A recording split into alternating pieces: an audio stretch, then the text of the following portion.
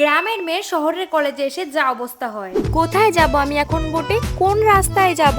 সবাই আমাকে বললো যে এই দরজাটার সামনে খাড়া হতে, কিন্তু আমি কি করব এখন? দরজাটা খুলছেও না, বললো এখান দিয়ে নাকি ক্লাস ঘরে যেতে হবে। আমি গ্রামটা দিয়ে আইছি বটে বলে সবাই আমার সাথে এমন করে। এই তো দরজাখানা খুলে গেছে বটে। আয় বন্ধুরা সবাই। বাবা রে বাবা, এই লিফটির মধ্যে ঢুকলেই আমার কেমন গা গুলায়, মাথা ভনভন করে বাবা। আমার মনে হয় আমি এন দিয়ে আর বেরোতে পারবো না বাবা, আমার দম আর ভগবান আমার এই যাতে রক্ষা করো। ওই তো দরজাখানা খুলে গেছে।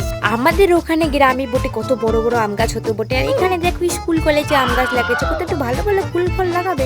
আমাদের এই ঝাঁকানাকা কলেজটাতে বটে শুধু গাছেই ভর্তি, কিন্তু ফুল ফল কিছুই হয় না। আউচ, আমি তো আবার খোঁচাও খেয়ে গেলাম এই গাছে বটে। কি গাছ কে জানে, আমাকে একটা খোঁচা মুড়ি দিল বটে। একদিন দাদা বাবুর মোবাইল নিয়ে একটা ছবি তুলবো বটে কলেজে। ওরি বাবা গো, আমি আবার এখানে আবার ধাক্কা খেয়ে গেলাম। আমার হাইটটা এত ছোট হয়েছে বটে। আমার এই কলেজটাতে আইসা বটে কোনো লাভ হয় না, শুধু আমার খরচা হয়ে যায়, টাকার পর টাকা, টাকার পর টাকা খরচা হয়। আমি কোনো একটু মজাও পাই না বটে। আমার গ্রামের পাঠশালাটাই ভালো ছিল বটে, কেন যে আইলাম এখানে ভালোই লাগে না, বাড়ি যাই।